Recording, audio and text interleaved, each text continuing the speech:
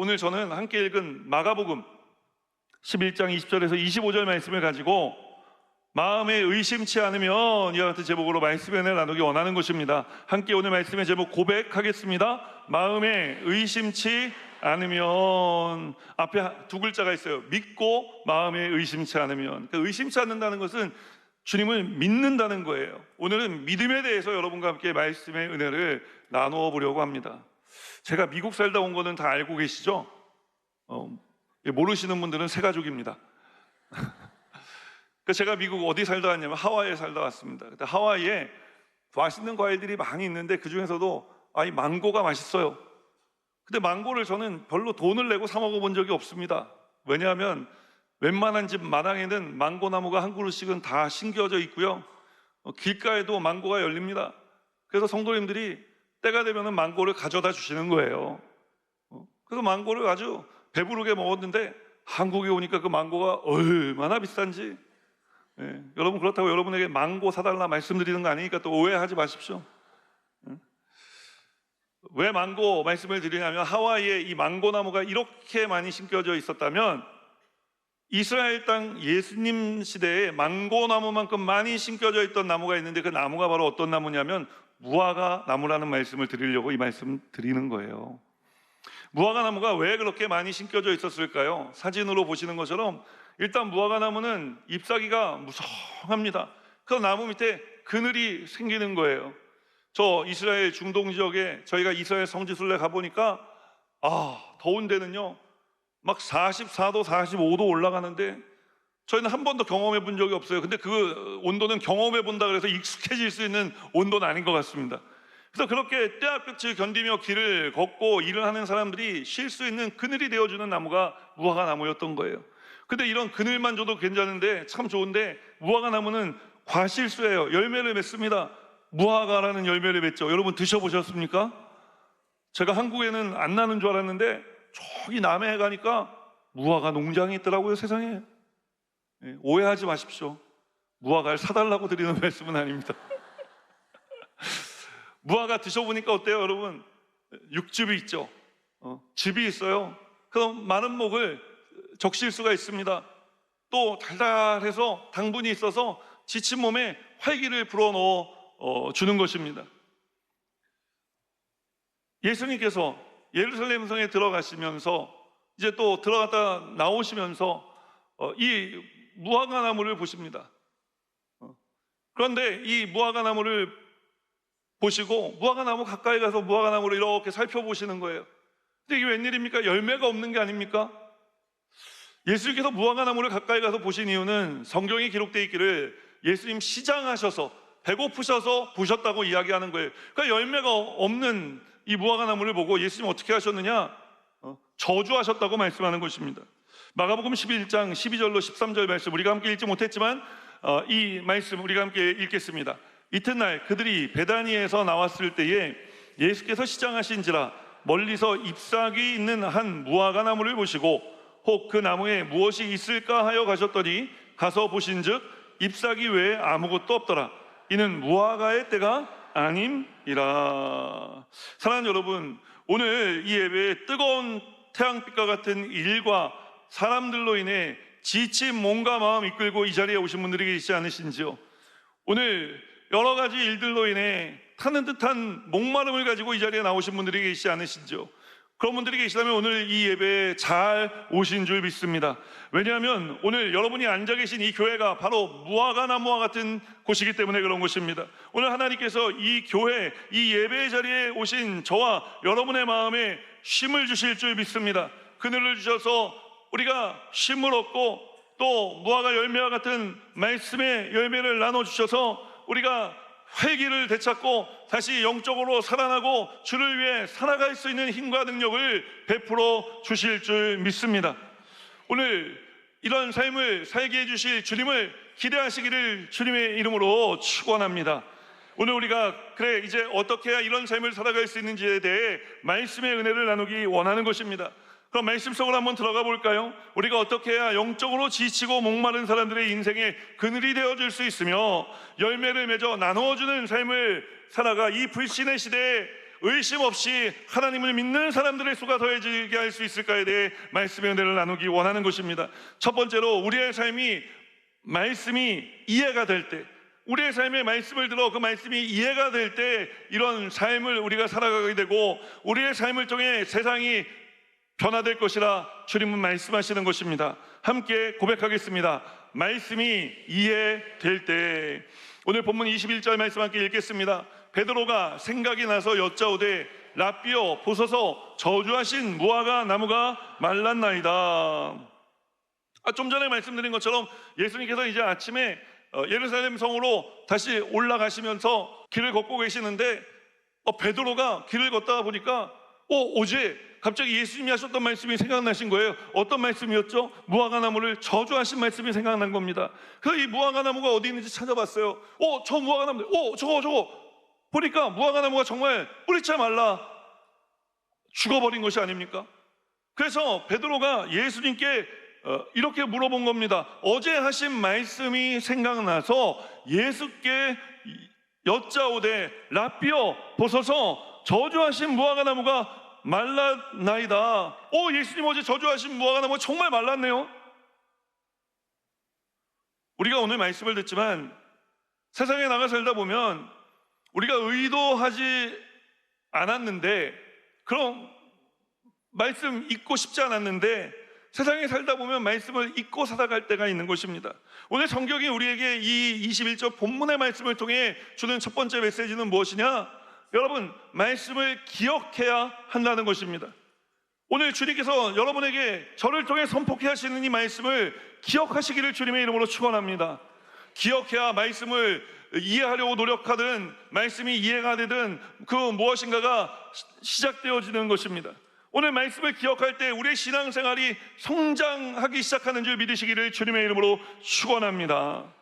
말씀 기억해야지 하고 읽은 말씀이 뭐예요? 오늘 21절 말씀, 저주하신 말씀이 생각났다. 목사님, 저주의 말씀도 생각해야 됩니까? 저주하신 말씀도 기억해야 됩니까? 축복하신 말씀만 기억하면 안 되는 겁니까? 여러분, 저주하신 말씀도 기억하십시오. 왜냐하면 그 말씀이 어떤 말씀이든지 간에 예수님이 하신 말씀이기 때문에 그런 것입니다. 예수님께서 인류를 구원하러 오셔서 어떻게 이런 저주의 말씀을 하실 수 있는지 이해가 되지 않는 분들 계실 것 같습니다. 더군다나 지금 예수님께서 저주하신 무화과 나무는 말도 못하는 존재 아닙니까? 아직 무화과일 때도 아니라면서요. 성경이 그렇게 밝히고 있지 않습니까? 무화과 나무 입장에서 보면은 무화과 나무가 만약에 말을 할 수 있다면 엄청 억울했을 것 같습니다. 도대체 예수님께서 왜 이 무화과 나무를 저주하셨는지 이해가 되지 않습니다. 여러분, 이해가 되지 않는다는 것은 궁금증으로 여러분 우리가 발전해야 돼요. 그 말씀이 궁금하면요, 왜 예수님께서 이렇게 저주의 말씀하셨을까 궁금해지면요, 그것을 말씀을 읽는 하나의 좋은 기회로 삼고 말씀을 읽으셔야 되는 것입니다. 어떤 분들은 이런 궁금증이 생기는데 아따 모르겠다 그냥 나는 그냥 지나가 버리는 분들이 계세요. 그런 분들은 믿음이 자라지 않는 것입니다. 여러분, 말씀을 듣다 궁금증이 생기면 꼭 말씀의 앞부분과 뒷부분을 읽어보십시오. 말씀 속에 답이 있기 때문에 그런 것입니다. 예수님께서는 한 구절만으로 말씀하실 때보다는 비유를 통해 이야기로 말씀하시는 경우가 훨씬 더 많으셨거든요. 저도 오늘 설교를 시작하면서 무화과 나무와 같은 교회라는 표현을 사용했는데 비유법을 사용한 것 아닙니까? 한 구절만으로 전체의 내용과 맥락을 다 알 수는 없는 것입니다. 사랑하는 여러분, 지금 이 장면, 베드로가 예수님이 하신 말씀을 기억하는 것은 오늘 예수님께서 하실 이야기의 아주 시작일 뿐인 것입니다. 그러니 저주가 읽어보면 저주의 내용이 아닐 수도 있는 것이죠. 오늘 이런 궁금증을 가지고 여러분 말씀을 읽는 노력을 할 때 그것이 우리가 말씀을 이해하기 위한 애씀으로 주님께 비춰지는 거예요. 베드로가 이 말씀을 기억하고 예수님께 말씀하실 때, 그런데 여러분 예수님이 뭐라고 말씀하십니까? 예수께서 이르시되 하나님을 믿으라 라고 이야기하십니다. 아니, 지금 저주라는 단어를 묶이지 말고 이 비유법으로 이야기체로 하시는 말씀이니까 좀 궁금증을 가지고 좀 읽어봅시다 이렇게 말씀드려서 이제 말씀을 이해해 보려고 성경을 읽었는데 멀리 가지도 못하고 그 다음 구절에서 하나님을 믿으라. 이거는 좀 베드로가 한 질문하고 답이 안 맞지 않습니까? 짝이 안 맞는 말씀인 것 같습니다. 차라리 우리는 이렇게 생각하지 않습니까? 당연하지, 이 녀석아, 내가 누구야? 예수 아니냐? 내가 말한 대로 다 이루어지는 거다. 그 무화과 나무가 뿌리째 말라 죽은 것은 내가 얘기했기 때문에 당연히 일어나는 일이야. 이상한 일이 아니다. 이렇게 이야기하는 것이 훨씬 더 괜찮은 대답 아닙니까? 지금 대화의 흐름이 맞잖아요, 이게. 근데 예수님께서 뚱딴지같이 하나님을 믿으라. 왜 저주받아 말라 죽었냐고 물어보는 사람한테 하나님을 믿으라라니요. 궁금합니다. 왜 이렇게 짝이 맞지 않는 대답을 하시는 것일까요? 여러분, 여기서도 궁금해져야 돼요. 여기서도 궁금해지니까 어떻게 해요? 더 읽어봐야죠. 그리고 앞에 무슨 일이 있었는지 더 살펴봐야죠. 왜냐하면 예수님께서 지금 비유로 말씀하고 계시기 때문에 그런 것입니다. 예수님께서 지금 비유로 말씀하실 주제어를 22절에서 우리에게 알려주신 거예요. 너 베드로, 저주받은 무화과 나무 잘 기억했어. 이제부터 내가 너희들에게 할 얘기가 있는데 잘 들어라. 그 이야기는 믿음에 대한 거야. 이렇게 시작되는 겁니다. 그럴듯하죠? 잘 듣고 계신 거죠? 내가 지금부터 믿음에 대해서 몇 가지 말할 것인데, 저 열매 맺지 못한, 그래서 저주받아 죽은 무화과 나무를 생각하면서 내 얘기를 좀 들어보거라. 예수님 이렇게 말씀하시고 계신 거라고요. 조금 전에 말씀드린 것처럼 말씀이 궁금해질 때, 이해되지 않을 때는 이해되지 않는 부분에 본문의 뒷 내용을 읽어봐야 한다고 말씀을 드렸습니다. 어떤 일이 있었습니까? 예수님께서 예루살렘 성에 입성하셨어요. 그 전날 나귀 타고 입성하신 다음에 예수님 어디 가셨느냐? 성전에 올라가셨습니다. 그 성전에 올라가시면서 무화과 나무를 저주하셨고, 성전에서 나와서 밤에 자고 다음날 아침이 되어서 무화과 나무 마른 것을 본 거예요. 그런데 예수님께 성전에 올라가 보시니 어땠습니까? 성전 안에 기도 소리가 들렸습니까? 아닙니다. 환전하고 비둘기를 파는 사람들, 온갖 상인들이 모여서 성전이 아니라 시장터가 되어 있었던 것입니다. 기도 소리는 온데간데 없고 장사하는 사람들의 고함 소리만 여기저기 들리고 있었던 거예요. 예수님께서 분노하셨습니다. 왜 분노하셨습니까? 예수님께서 이르시기를, 아버지께서 말씀하시길 내 집은 만민이 기도하는 집이라. 성전은요, 말씀 소리 들리고 기도 소리 들리면 그것으로 끝나는 것입니다. 그런데 말씀 소리와 기도 소리가 들리지 않는 거예요. 매매하는 사람들의 장사하는 소리만 그 성전을 가득 채우고 있었다고요. 그래서 예수님께서 그들의 상을 둘러 엎으신 겁니다. 예수님께서 이 열매 맺지 못하는 무화과 나무를 어디에 비유하고 계신 거예요? 열매 맺지 못하는 인생을 살아가고 있는 이스라엘 민족들, 예배하지 않고 살아가는 이스라엘 민족들, 그러나 여전히 겉은 멀쩡한 성전이 남아있어서 그들이 신앙생활 잘하고 있었다, 하나님을 잘 믿고 있었다 착각하고 있었던 이스라엘 백성들을 비유해 말씀하고 계시다는 거예요.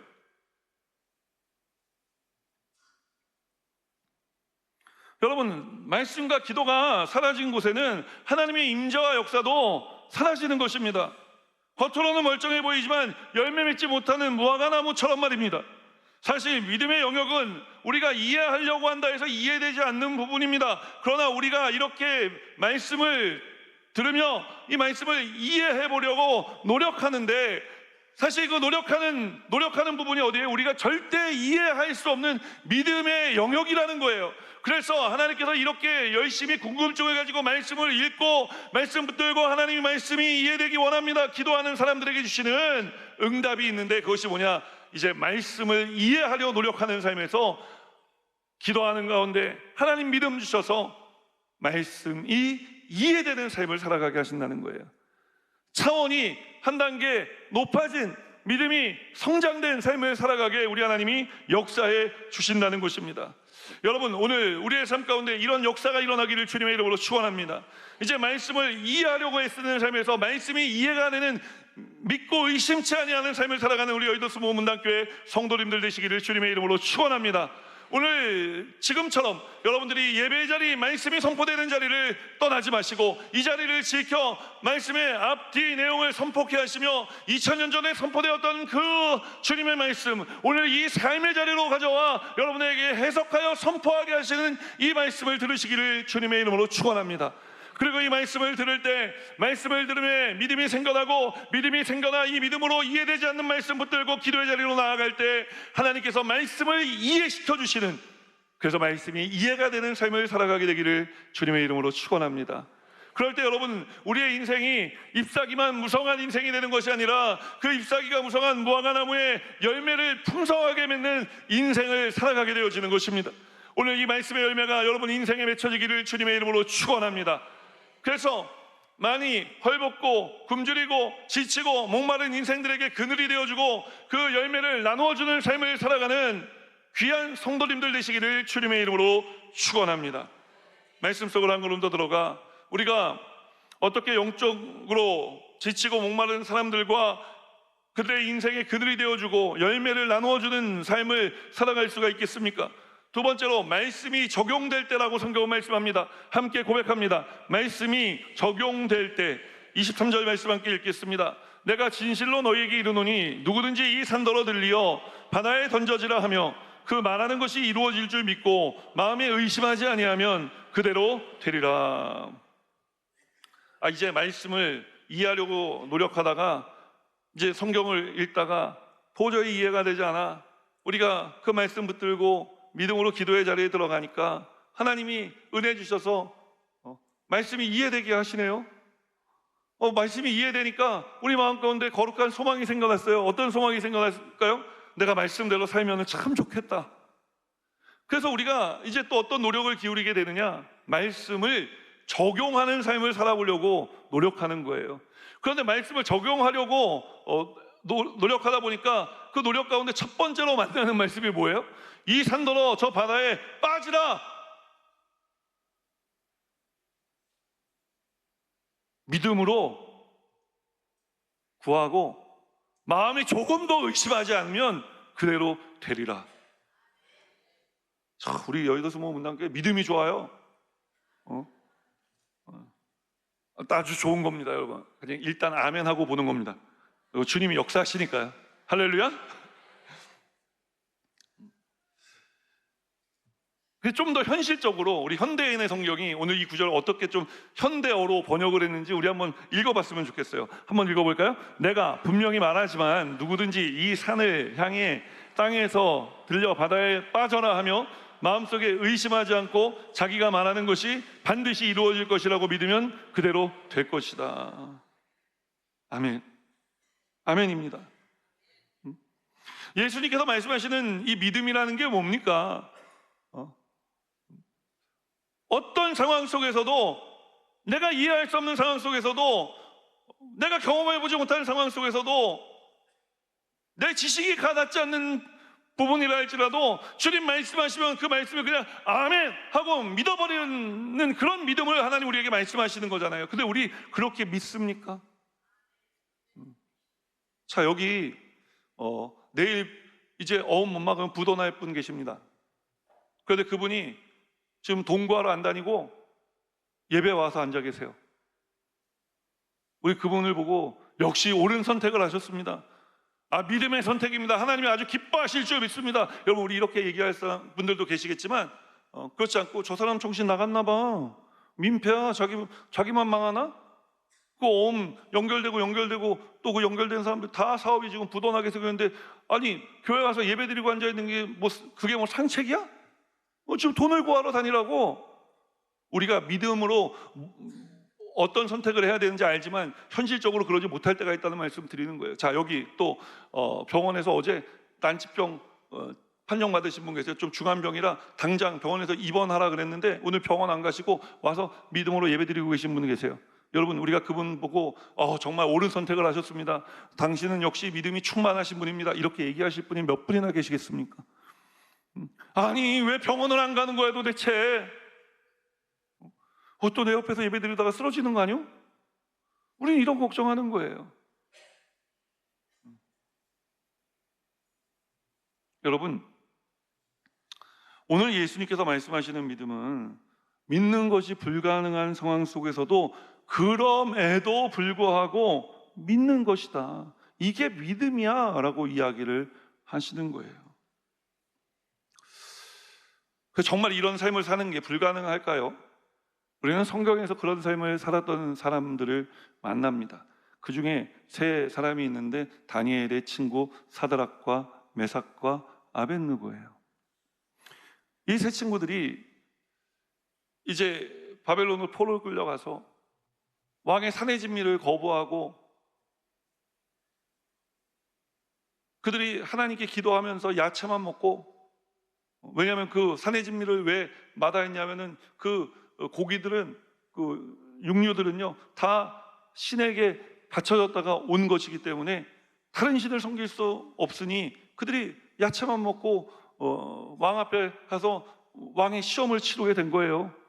왕의 시험을 치렀는데 오히려 고기를 먹은 사람들보다 성경은 그들의 얼굴이 더 빛났다고 이야기하고, 그들의 지식은 그 밥도 잘 못 먹고 그러니까 집중력이 흐려졌을 텐데 하나님은 은혜 주셔서 믿음의 결단을 내리니 이 다니엘의 세 친구들이 다 시험에 통과하고 높은 관직에 올랐습니다. 높은 관직에 올라서 또 얼마의 시간이 지났는데 이번에는 또 어떤 일이 일어났느냐, 왕의 신상을 만들어 그 신상 앞에 절을 하지 않으면 다 잡아 죽인다는 겁니다. 다니엘의 세 친구가 절하지 않았습니다.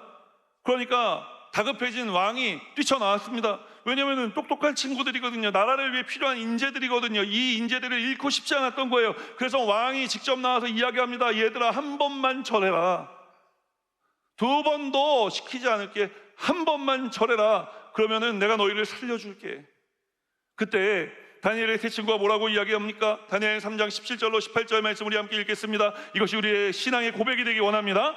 왕이여, 우리가 섬기는 하나님이 계시다면 우리를 맹렬히 타는 풀무불 가운데에서 능히 건져내시겠고 왕의 손에서도 건져내시리이다. 그렇게 하지 아니하실지라도 왕이여, 우리가 왕의 신들을 섬기지도 아니하고 왕이 세우신 금 신상에게 절하지도 아니할 줄을 아옵소서. 우리는 절대로 왕은 하나님 위에 다른 신을 섬기지 않겠습니다. 내 생명을 앗아간다고 해도 그럼에도 불구하고 우리는 하나님 위에 다른 신을 섬길 수 없습니다. 여러분, 그 결과가 뭐였습니까? 그 결과는 극렬히 타는 풀무불 속으로 끌려 들어가는 것이었습니다. 이제 죽는 거예요. 불길이 얼마나 셌으면요, 그 다니엘의 세 친구 사드락과 메삭과 아벳느고를 그 풀무불 안으로 데려 들어가던 병사들이 먼저 그 불가에서 타 죽었다고 이야기를 하는 것입니다. 그런데 웬일입니까? 이 다니엘의 세 친구들이 저벅저벅 걸어서 그 풀무불 속으로 들어가는 것 아닙니까? 그 풀무불 속으로 들어갔는데 보니까 3명이 들어갔는데 안을 보니까 4명이 돌아다니고 있는 거예요. 야, 3명 들어갔는데 왜 4명이냐? 왕이 물어보니까 저희들도 잘 모르겠습니다. 왕이 깨달은 겁니다. 하나님께서 천사를 보내주셨다. 그 천사가 그 다니엘의 세 친구들을 이리저리 다니면서 지키고 보호해줘서 결국 그 풀무불 속에서 옷깃 하나 그을리지 아니하고 그들이 건강하게 안전하게 다시 살아나온 것입니다. 이 살아나온 다니엘의 세 친구를 바라보며 왕이 전국에 이런 조서를 내리는데, 우리의 신앙을 통해 이 세상에 이와 같은 놀라운 고백이 선포되길 원하는 마음으로 함께 다니엘 3장 29절 30절 말씀 읽겠습니다. 그러므로 내가 이제 조서를 내리노니 각 백성과 각 나라와 각 언어를 말하는 자가 모두 사드락과 메삭과 아벳느고의 하나님께 경솔히 말하거든 그 몸을 쪼개고 그 집을 거름터로 삼을지니 이는 이같이 사람을 구원할 다른 신이 없음이니라 하더라. 왕이 드디어 사드락과 메삭과 아벳느고를 바벨론 지방에서 더욱 높이리라. 여러분, 이 다니엘의 세 친구들의 이야기를 통해 우리는 그럼에도 불구하고의 신앙이 어떤 우리의 인생의 결과를 만들어낼 수 있구나라는 것을 알게 됩니다. 여러분도 이와 같은 그럼에도 불구하고의 신앙생활, 어떠한 환경, 어떠한 상황 속에서도 하나님을 향한 믿음을 저버리지 아니하고 믿음 지켜 살아가는 성도님들 되시기를 주님의 이름으로 축원합니다. 그런데 우리가 이렇게 믿음 지켜 살아가기를 축원합니다 했는데, 여러분, 이 믿음을 지키는데 하나님께서 이 산을 이제 됐으니까 네 믿음으로 이 산을 들려 저 바다에 빠져라 이야기해라. 여러분, 이러면 우리 속수무책으로 또 당하는 겁니다. 그런데 우리 하나님께서 우리를 골탕 먹이려고 이 말씀을 하신 게 아니라 정말 우리의 삶 가운데 산과 같은 문제 주님께서 치워주시겠다고, 치워주시려고 우리의 믿음을 요구하시는 줄 믿습니다. 어떻게 해야 될까요? 오늘 본문 24절 말씀, 그 24절 말씀에 답이 있습니다. 함께 읽겠습니다. 그러므로 내가 너희에게 말하노니 무엇이든지 기도하고 구하는 것은 받은 줄로 믿으라. 그리하면 너희에게 그대로 되리라. 무엇이든지 뭐하고요? 기도하고 뭐하고요? 기도하고 구하라는 것입니다. 여러분, 기도하면은 기도가 무엇입니까? 기도는 하나님과 우리와의 대화인 것입니다. 하나님과 우리가 대화의 채널이 열리면 하나님이 계속 우리에게 당신의 생각을 말씀해 주십니다. 그래서 우리가 그 하나님의 생각과 말씀을 듣다 보면 우리의 인생에 의심이 떠나가는 것입니다. 믿음으로 충만해지는 것입니다. 그래서 기도하고 난 다음에 구하라고 이야기하는 거예요. 이렇게 기도하고 구하는 단계에 이르면 우리의 신앙생활은 말씀을 적용하려고 발버둥치는 삶에서 이제 말씀이 적용되기 시작하는 삶을 살아가게 되는 것입니다. 하나님이 역사하는 세계 속으로 우리가 더 깊이 들어가게 되는 것입니다. 여러분, 오늘 이와 같은 삶을 살아가시기를 주님의 이름으로 축원합니다. 우리 눈에는 보이는 것이 없고 손에는 잡히는 것이 없고 귀에는 들리는 것이 없어요. 여러분, 그러나 믿음으로 우리가 구할 수 있는 삶을 살아가는 것, 어떻게 그런 삶을 살아갈 수 있습니까? 기도할 때 살아갈 수가 있는 것입니다. 그럼 기도할 때 우리가 그냥 기도합니까? 말씀 붙들고 기도해야 할 것 아닙니까? 그래서 오늘 이 예배의 자리가 중요한 거예요. 오늘 우리가 하나님 찾아 나온 이 자리가 귀한 것입니다. 여러분, 오늘 분명한 것은 하나님께서 이 말씀을 통해 우리 인생의 산과 같은 문제를 옮기시기 시작한 줄 믿습니다. 말씀 속으로 한 걸음 들어가 세 번째로 우리는 또 어떻게 해야 영적으로 지치고 목마른 사람들의 인생의 그늘이 되어주고 열매를 맺어 나누어주는 삶을 살아갈 수 있겠습니까? 용서할 때 우리가 이런 삶을 살아갈 수 있게 된다고 성경은 말씀하는 것입니다. 이제 가장 어려운 단계에 다다랐어요. 함께 고백합니다. 용서할 때 25절 말씀 함께 읽겠습니다. 서서 기도할 때 아무에게나 혐의가 있거든 용서하라. 그리하여야 하늘에 계신 너희 아버지께서도 너희 허물을 사하여 주시리라. 예수님께서 서서 기도할 때라고 이야기하는 것입니다. 여러분, 서서 기도했다는 것은 누구를 향해 섰다는 것입니까? 하나님을 향해 섰다는 것입니까? 것을 말하는 것입니다. 서서 기도할 때 그냥 유대인들은 기도하지 않습니다. 손을 들고 기도합니다. 누구를 향해 든 손입니까? 하나님을 향해 든 손입니다. 기도의 대상이 하나님이시라는 거예요. 그러니까 하나님께 용서를 구하라는 거예요. 하나님 뜻대로 살지 못한 것에 대해 용서하고 이웃을 사랑하라 말씀하신 그 말씀을 실천하지 못하고 미워하며 살았던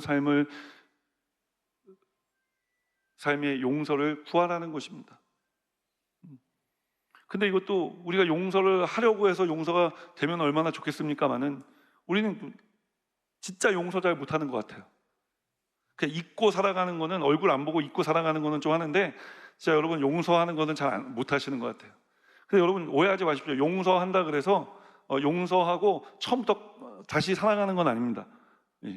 그런 말씀을 드리는 건 아니에요. 먼저 용서를 해야 그 다음 단계, 사랑의 단계 갈 수 있는데 그 사이에는 시간이 좀 필요해요. 하나님이 우리를 감정을 주셔서 만들어 주셨잖아요. 그러니까 다친 감정이 회복될 시간은 필요한 거예요. 그러나 이 다친 감정이 회복되는 이 회복의 시작이 이루어지려면 우리가 먼저 용서해야 된다고 성경은 말씀하는 거예요. 서서 아무에게나 혐의가 있거든 용서하라는 것입니다. 여러분, 내가 어떻게 용서를 합니까? 시간이 오래 지난다 그래서요, 상대방이 나한테 먼저 용서를 구하기 전에는요, 우리의 마음 풀리기 쉽지 않아요. 그 교회 안에서도 보면요, A 집사님, B 집사님 싸울 때가 있어요. 그러면요, 중재하고 가서 A 집사님 얘기 들어보면 A 집사님 말이 맞고 B 집사님 얘기 들어보면 B 집사님 사정이 다 이해가 돼요. 그리고 본인들은 다 준비가 됐대요. 근데 무슨 준비가 됐는 줄 아십니까? 사과할 준비된 사람은 아무도 없어요. 사과를 받을 준비가 돼 있어요.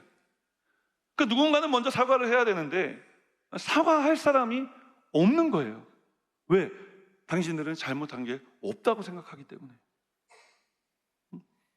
그거 먼저 사과해야 되는데 이게 쉽냐고요.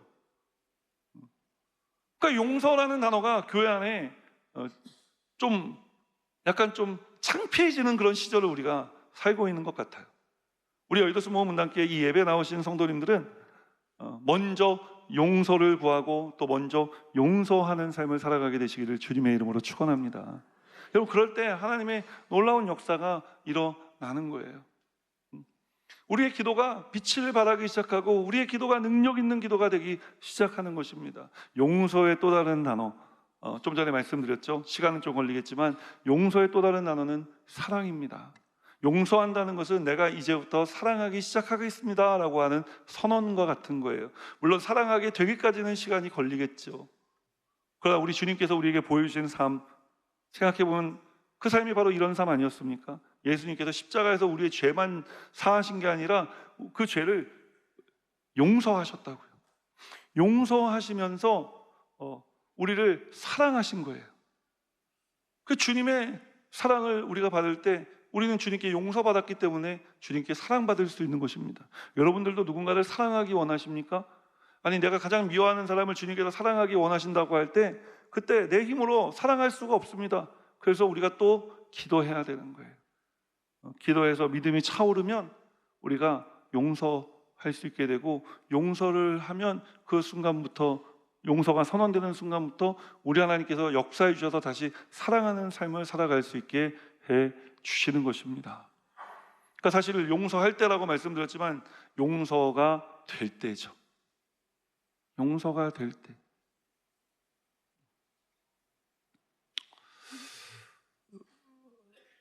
사도 바울은 고린도전서 13장 13절에서 믿음, 소망, 사랑, 그 중에 제일은 사랑이라고 우리에게 말씀하는 것입니다. 그리고 또 사랑이 없는 것은 울리는 꽹과리와 같다고 이야기했어요. 우리는 그 어느 때보다도 예수 사랑이 필요한 시절을 살아가고 있는 줄 믿습니다. 예수님 사랑으로 우리가 먼저 충만해져야 될 줄 믿습니다.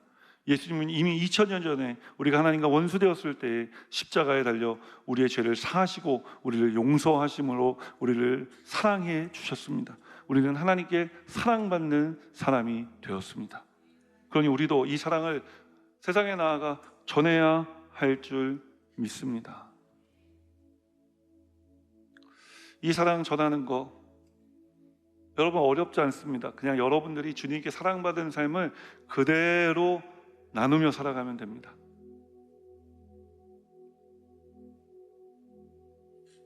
그대로 나누려면 내가 주님께 어떤 사랑을 받았는지 알아야 되니까 또 말씀을 읽어야 되고, 또 말씀을 읽다 보니까 이거 이해가 안 되는데 이해하려고 몸부림치고, 그래서 기도하고 말씀을 들고 기도하다 말씀이 이해가 되기 시작하고, 또 말씀이 이해가 되니까 더 큰 하나님의 은혜의 세계, 영적인 세계로 나아가 말씀을 적용하는 삶을 살아가며 하나님을 경험하고 싶은데, 또 하나님 경험하기가 경험하려고 몸부림치는데 이게 잘, 주님 그때마다 내 믿음의 수준을 높이시려고 우리가 적용할 수 없는 말씀들을 자꾸 주시는 거예요. 내 한계를 넘어서는 말씀을 자꾸 주시는 거예요. 그럼 주님 어떻게 해야 합니까? 기도해야 되는 거예요. 또 기도하기 시작하는 거예요. 기도하면서 우리의 믿음은 자라고 차오르기 시작하는 것입니다. 그래서 말씀을 적용하려 발버둥치던 내가 다시 말씀을 적용하는 삶을 살아가고 있는 것을 보게 되고, 마침내 이 모든 믿음의 정점에 예수님께 사랑받는 삶을 살아야 되겠다라고 하는 믿음의 고백, 결단하게 하시는 것입니다.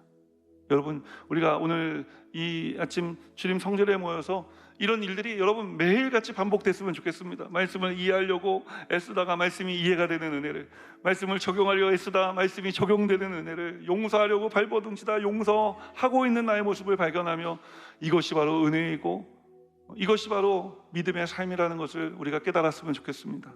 그래서 세상에 나아가 정말 우리들의 발걸음, 우리의 손길을 기다리는 많은 지치고 목마른 영혼들이 있는데, 그들에게 여러분, 무화과 나무는 움직이지 못해요. 근데 우리는 이동식 무화과 나무라 생각하고 우리가 그런 사람들에게 가서 이렇게 그늘이 되어주는 거예요.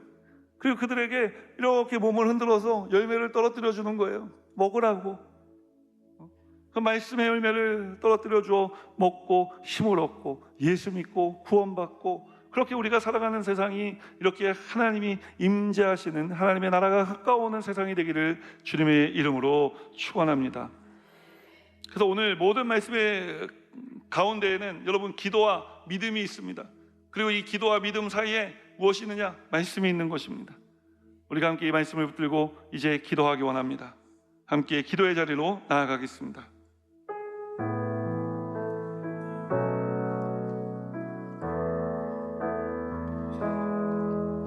우리 함께 기도해 주 앞에 나와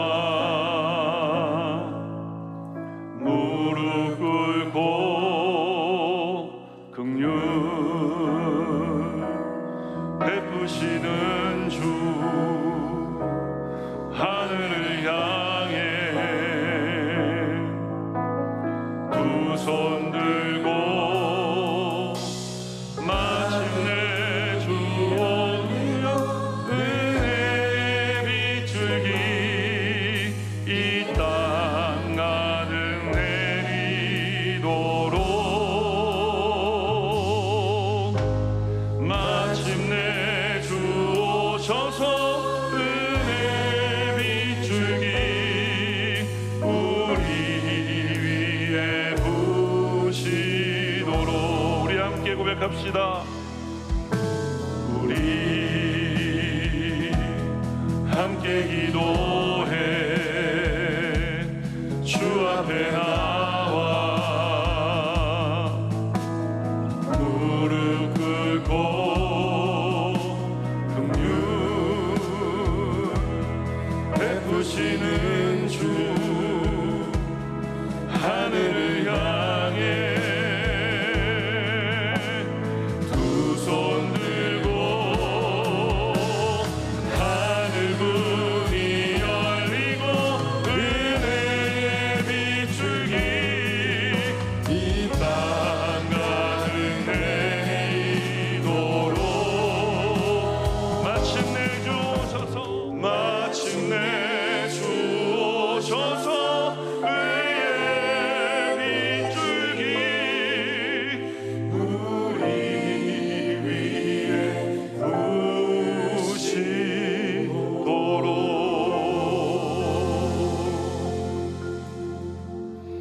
오늘 그 자리에 앉으시면서 말씀대로 살기 원하시는 분들은 가슴에 손을 얹어주시고 아프신 분들은 아픈 곳에 믿음으로 손을 얹어주시며 연여 기도할 때 자녀들을 위해 기도하기 원하시는 분들은 머리에 손을 얹어주시기 바랍니다. 주님 보십시오. 오늘 이제 우리가 말씀 붙들고 기도하여 하나님 믿고 의심치 않는 삶을 살아가게 우리 하나님 역사해 주신 줄 믿습니다. 아직 예수 믿고 구원받지 못한 내 부모, 형제, 자매, 일가, 친척, 이웃들 소망 가운데 이름을 부르며 기도하고 있사오니 주님 때가 가까워질수록 더 구원의 날이 가까운 줄 믿습니다. 속히 구원하여 주옵소서. 그래 우리 온 식구들이 예수 믿고 구원받아 축복의 가정으로 시작된 우리의 가정이 형통의 가문으로 신앙의 명문가로 득설 수 있도록 도와 주옵소서. 예수님 이름으로 축복하고 기도합니다. 아멘. 다시 한번 고개 숙여 기도할 때 오늘 우리의 예배 가운데 누군가의 인도함을 받아 처음 이 교회에 나오신 분들 계시지 않으시죠? 그런 분들 계시면 그 자리에서 일어나 주시기 바랍니다. 또 주님을 멀리 떠났다 다시 돌아오기 원하시는 분들도 그 자리에서 일어나십시오. 우리 동백성전에서도 일어나시고 신동탄교회에서도 일어나시고 온라인으로 또 예배드리고 계시고 또 구TV와 CBS로 예배드리고 계신 분들도 그 자리에서 일어나시기 바랍니다. 내가 오늘 예수 믿고 구원 받겠습니다. 이제 나 혼자 발버둥 치는 삶이 아니라 하나님 살아가게 하시는 삶을 살겠습니다 하시는 분들 일어나시라는 거예요. 일어나신 분들은 제 기도를 따라해 주시고 먼저 예수 믿고 구원받은 성도님들이 기도 도와주시기 바랍니다. 하나님 아버지, 저는 죄인입니다. 어디에서 와서 왜 살며 어디로 가는지 알지 못하고 방황하며 살았습니다. 저의 죄를 위하여 십자가에서 죽으시고 부활하신 예수님을 제 구주로 모셔드립니다. 저는 하나님의 자녀가 되었습니다. 지금부터 영원토록 주님과 함께 살겠습니다. 예수님의 이름으로 기도드립니다. 아멘.